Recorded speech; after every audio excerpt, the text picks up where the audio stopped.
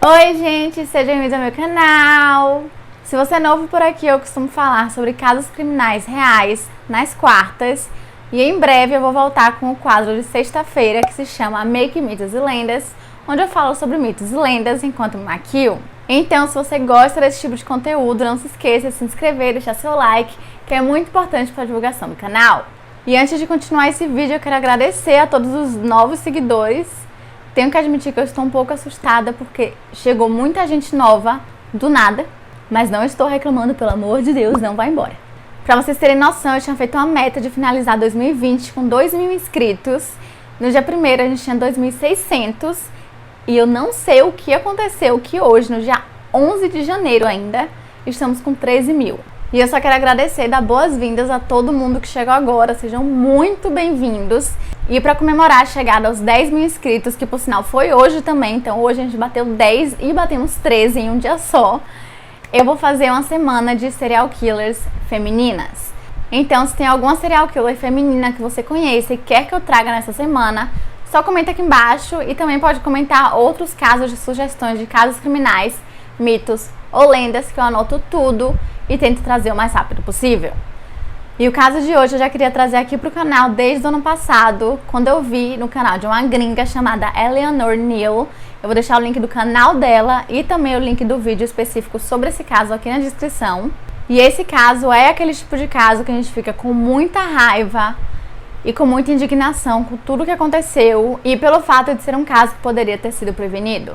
E esse caso me chamou tanta atenção e é um caso que eu queria trazer há muito tempo, porque uma das vítimas simplesmente dublou um dos meus filmes favoritos de infância, que quem tiver minha idade com certeza já ouviu falar no filme Em Busca do Vale Encantado. Mas chega de blá blá blá e vamos pro caso de hoje.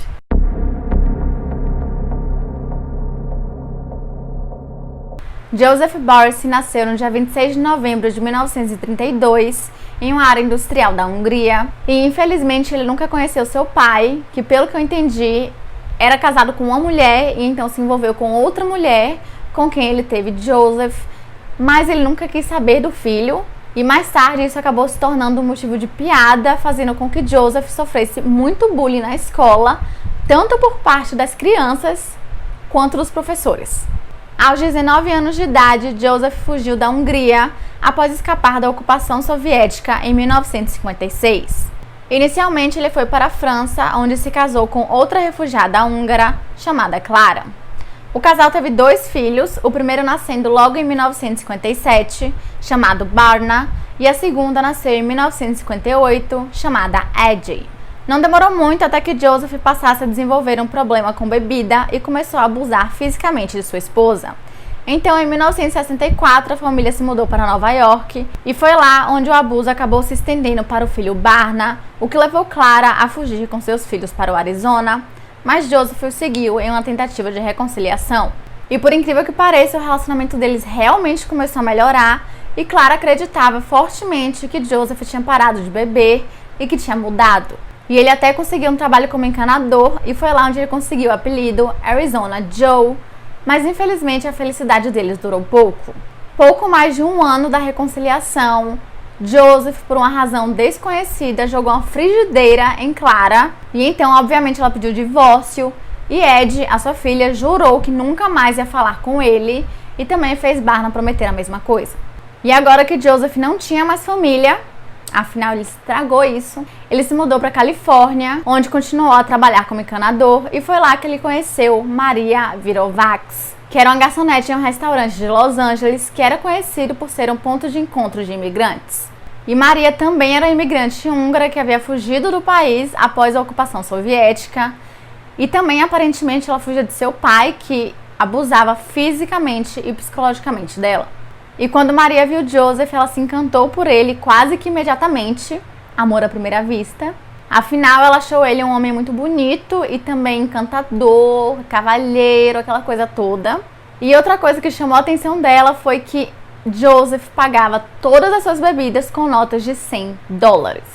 O que fez com que ela tivesse certeza que ele seria um homem capaz de proteger e cuidar da família que ela queria criar. E o interesse foi mútuo, então não demorou muito até que eles começassem a namorar e se casassem no final da década de 70. E no dia 6 de junho de 1978, eles tiveram sua primeira e única filha, Judith Barcy. Na época, a família morava em um pequeno apartamento e, a pedido de Joseph, Maria largou seu emprego, o que para ela não se importava, ela até gostava de ficar cuidando de casa, enquanto ele lutava para encontrar e manter o emprego. E Maria, que sempre sonhou em ser atriz, mas infelizmente agora ela não tinha tempo, afinal ela tinha que cuidar da casa e de Judith. Ela começou então a treinar sua filha, ajudando na postura, na atuação e também na dança. E é importante avisar que Judith amava fazer isso, então ela não se sentia obrigada a fazer nada, ela fazia porque ela gostava. E diferentemente do que muitas pessoas acreditavam, que era que Judith nunca ia conseguir ser uma atriz de sucesso porque era uma chance em 1 milhão. Aos 5 anos de idade, ela foi descoberta por um agente em um ringue de patinação no Vale San Fernando, porque achavam que ela tinha 3 anos de idade e não 5. E ela realmente tinha um dom para atuação e rapidamente ela conseguiu participar de 70 comerciais e também pequenas aparições na televisão. Depois disso, sua carreira como atriz mirim decolou e ela passou a ganhar cerca de $100 mil por ano. Essa renda extra ajudou a família a comprar uma casa no subúrbio de Canoga Park, na fronteira de West Hills, localizada no número 22.100, na rua Michael Street. E então Judith passou a estudar na Nevada Elementary School, mas ela faltava muitas aulas por conta de seus horários de gravação. E pouco tempo depois dessa mudança para a nova casa, Joseph passou a ficar paranoico, o que levou ele a construir uma cerca de ferro ao redor da casa, o que era muito esquisito naquela região, visto que era um bairro extremamente seguro e que nenhuma das outras casas tinha cerca. E enquanto ele mantinha toda a sua vida em privado e evitava falar com qualquer pessoa, Maria adorava conversar com seus vizinhos, ela era uma pessoa bem extrovertida, e foi através dessas conversas que algumas mães de palco e também alguns vizinhos passaram a saber sobre histórias terríveis de Joseph. A fama de Judith começou a crescer através de suas aparições em vários comerciais. Ela chegou a trabalhar com marcas famosas como a Campbell's Tomato Soup, a Jif Peanut Butter e até mesmo o McDonald's. Sua descoberta veio em 1984 interpretando Kimberly McDonald na minissérie de televisão Fetal Vision, que era baseado em história real e a trama girava em torno de um homem matando sua esposa grávida e 2 filhos. Depois de Fatal Vision, dezenas de oportunidades surgiram para a jovem atriz. Ela apareceu em pequenos papéis em programas como Remington Steele, Knots Landing e The Fall Guy, e até mesmo coestrelou com a indicada ao Oscar Melinda Dillon em um episódio de The Twilight Zone. E à medida que o sucesso de Judith aumentava, Joseph passava a se tornar mais abusivo e ciumento, chegando a ameaçar se matar e também matar sua esposa e sua filha, e seu alcoolismo também piorou muito, o que acabou resultando em 3 prisões por dirigir embriagado. E em dezembro de 1986, Maria chegou a ir até a polícia para denunciar as ameaças e também os abusos físicos que ela estava sofrendo. Porém, depois que a polícia não encontrou nenhum sinal físico de que ela realmente estava sendo abusada, Maria acabou não prestando queixas contra Joseph. Após esse incidente, Joseph parou de beber, mas continuou a ameaçar sua esposa e filha. As discussões na casa eram constantes e seu comportamento violento só parecia piorar a cada dia. Quando ele não estava abusando verbalmente de sua esposa, estava batendo em seu rosto ou até mesmo tentando sufocá-la. E em um momento ele chegou a esconder um telegrama que informava a Maria que um de seus parentes na Hungria havia morrido, na tentativa de impedir que ela e Judith deixassem a América. Inicialmente, Judith não demonstrava nenhum comportamento ou dava indicações de que algo estava errado em casa. Porém, à medida que os abusos aumentavam, ela começou a engordar, arrancar seus cílios e até mesmo puxar os bigodes do gato da casa. E mesmo após toda essa mudança de vida, afinal agora eles moravam em uma casa muito boa, em um bairro bom e tinham condições de coisas que eles não tinham antes, Joseph nunca estava satisfeito. E mais tarde um vizinho chegou a alegar que ele estava com ciúmes de sua própria filha, porque ela estava podendo prover para a família algo que ele nunca pôde. E na verdade ele acreditava que Judith era ingrata por tudo que ela tinha, apenas pelo fato dela nunca ter precisado fugir de um país. E um outro vizinho chegou a relembrar de um dia em que Judith estava brincando no quintal e Maria chegou e lhe deu uma pipa nova, mas Joseph não gostou daquilo, ele pegou a pipa e disse que Judith era mimada e que não sabia compartilhar suas coisas e em seguida quebrou o brinquedo. No mesmo ano, Judith foi abordada por Don Bluth para um papel no qual mais tarde seria conhecido como The Land Before Time, ou como a gente conhece aqui no Brasil, Em Busca do Vale Encantado. Após a audição, ela foi questionada se gostaria de interpretar Ducky, e sua resposta foi sim, sim, sim. E essa resposta super alegre foi mais tarde incorporada em seu personagem e, na verdade, se tornou a citação favorita dos fãs. Barcy também atuou como atriz convidada em Punky Brewster e Cheers, e sua carreira estava decolando em um ritmo frenético e Maria foi capaz de fazer amizade e criar laços com outras mães de palco. Mas infelizmente as coisas não estavam indo melhor em casa. Na verdade, Joseph chegou a estender a crueldade de seu abuso apenas para Judith. Durante uma festa em casa uma noite, ele a seguiu até a cozinha e puxou seu rabo de cavalo, fazendo com que Judith caísse no chão, e ele só fez isso porque ele não gostava de toda a atenção que ela recebia dos convidados. Com um pedido de desculpas, ele comprou uma televisão rosa para ela. Outro papel feito por Judith foi o de uma criança abusada em um episódio de Cagney e Lacey. Ainda assim, ela não informou nenhum adulto sobre o abuso na vida real que estava sofrendo, e quando sua filha não estava na escola atuando, Maria aproveitava todas as oportunidades que podia para tirar Judith de casa. Elas iam a restaurantes ou visitavam amigos da família, e como ambas falavam fluentemente húngaro, era dessa forma que elas se comunicavam quando iam a lugares públicos, para que ninguém conseguisse entender o que elas estavam conversando. No dia 10 de junho de 1986, Judith comemorou seu 8º aniversário em uma pista de boliche com amigos de sua escola primária, na qual seu pai não compareceu. Maria chegou a dizer a outro pai que Joseph estava em casa, embriagado. E uma das formas que ele fazia com que elas não fugissem era mostrando onde ele guardava uma lata de gasolina e logo em seguida ameaçava incendiar a casa. No final de 1986, Judith conseguiu seu primeiro papel para participar de um filme, que foi no filme Tubarão, A Vingança. E para fazer esse papel ela tinha que viajar para Bahamas, mas quando Joseph descobriu isso, ele foi no seu quarto enquanto ela arrumava suas malas e ameaçou matá-la caso ela não retornasse. E quando Maria e Judith chegaram na ilha para filmar, Maria contou para várias pessoas que ela tinha medo pela vida de Judith. E até uma professora chamada Linda Stone Elster disse que Maria estava o tempo todo chorando, o que infelizmente fez com que muita gente simplesmente parasse de levar as coisas que ela falava a sério, porque para cada pessoa ela falava uma coisa, então tinha algumas pessoas que achavam que ela ia fugir, mas 5 minutos depois descobriam que ela tinha falado que não ia mais fugir, então ficava nesse vai e vem. E ao fim das filmagens, Maria comprou 2 passagens para Nova York, que era onde seu primo morava, então ela queria visitar ele, ficar um tempo lá para espairecer a cabeça. E em um certo dia, enquanto Judith brincava, o telefone tocou e ela atendeu. E era Joseph que tinha ligado simplesmente para relembrar de sua ameaça, o que obviamente fez com que Judith começasse a chorar. E então Maria pegou o telefone e começou a brigar com ele, mas infelizmente elas acabaram voltando para casa. Vários vizinhos apoiavam ela abandonar Joseph e fugir para qualquer lugar. Teve até uma vizinha que chegou a oferecer sua casa como um porto seguro caso ela precisasse. Mas Maria continuava dizendo coisas diferentes para diversas pessoas. Para uns ela dizia que ia pedir divórcio e para outros ela dizia que tinha medo de fugir porque ela tinha certeza que ele as encontraria. Em dezembro de 1987, enquanto Maria conversava com sua sobrinha, Eve Wright, ela mencionou que acreditava que Joseph a estivesse traindo, mas ela não parecia muito preocupada com isso, porque essa seria a oportunidade perfeita para que ela procurasse um advogado de divórcio. E ela até chegou a dizer a Eve que provavelmente essa era a melhor notícia que ela recebia em muito tempo. Aos 9 anos de idade, Judith passou a sofrer certa pressão para que ela crescesse e começasse a se preparar para papéis de crianças de sua própria idade. Aparentemente, ela teve um problema com sua glândula pituitária, que é responsável pelo hormônio do crescimento. Então, ela acabou tendo sua puberdade atrasada e não estava crescendo mais. E devido a isso, Maria começou a levá-la para tomar injeções de hormônio na UCLA.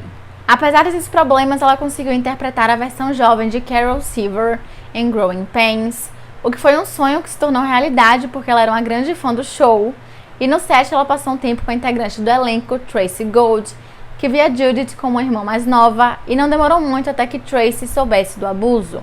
E até ofereceu ajudar Maria, mas ela recusou. Poucos meses depois, Maria Barcy começou a alugar um apartamento em Panorama City como um refúgio diurno para ela e sua filha. A carreira de Judith continuou sem problemas e ela conseguiu o papel de Anne Marie em outra produção de Don Bluth, chamada All Dogs Go to Heaven. Mas quando chegou a hora dela cantar uma música do filme, chamada Soon You Will Come Home, ela começou a chorar, contando à sua agente Ruth Hansen tudo o que estava acontecendo em casa.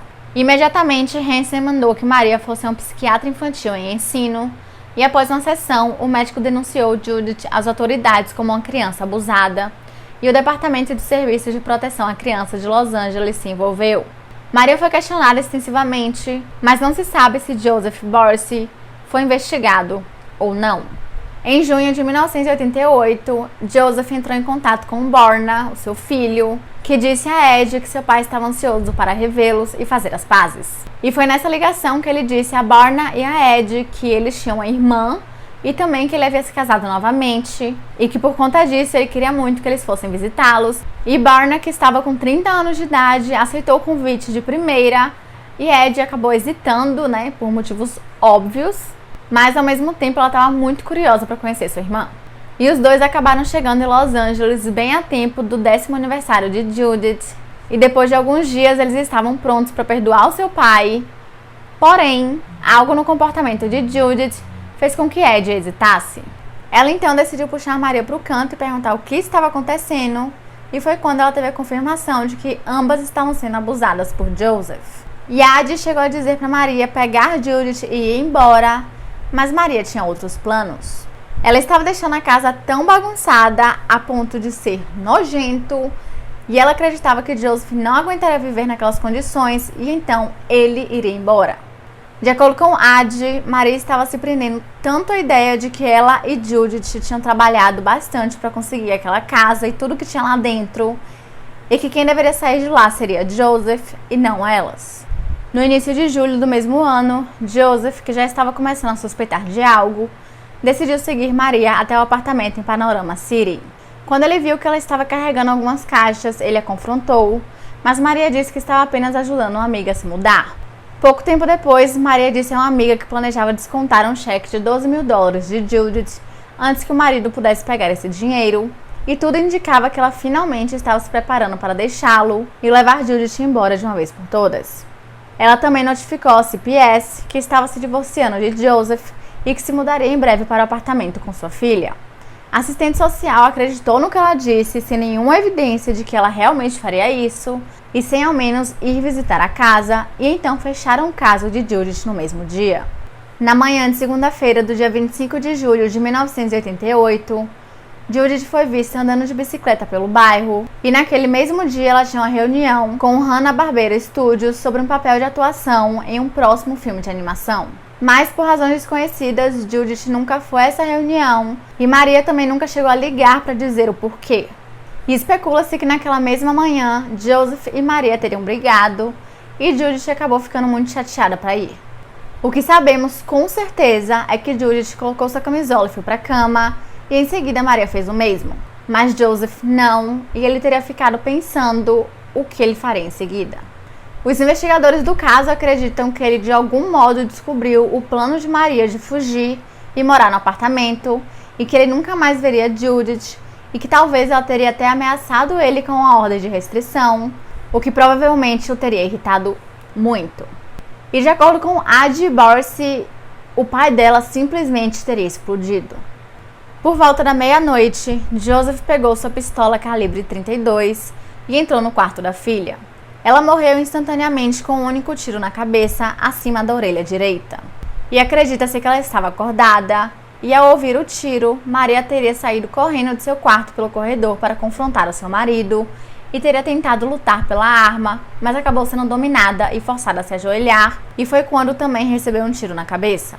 Os investigadores concordam que Judith foi morta primeiro, porque se Joseph tivesse ido atrás de Maria antes dela, ela teria tentado se esconder ou fugir.